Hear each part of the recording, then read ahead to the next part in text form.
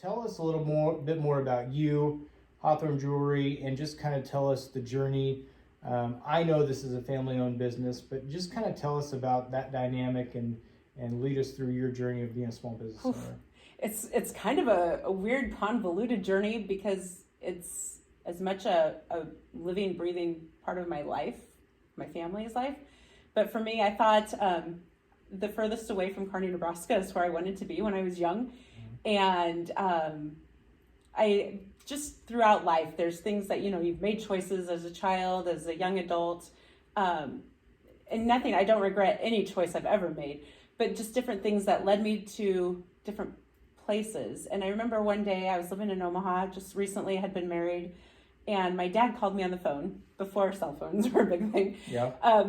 And he said he was done working at the store. He wanted to retire, and I was like, okay. And so we had a little conversation.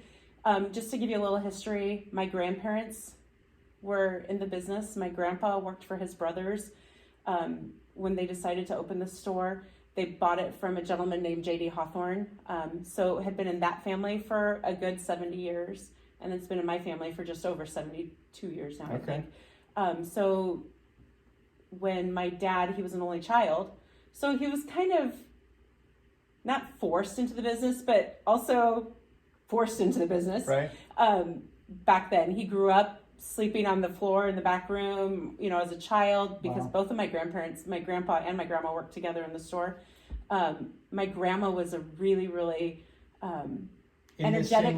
In this same location. Actually, we were one door south of where we are now. Okay. All right. And then even before that, they had to move the store out into the middle of the street, back when there was not cars, but there was a freestanding building there for a little bit, and then they came back over here. And then in the early 80s, my dad was able to buy the building that we're in now. Got it. So we really haven't moved out of downtown Kearney at all. Got it. Nor have we moved really the position from where we were. Sure. So a lot of history. We're 142 years old right now. 143 years old right now. Yeah.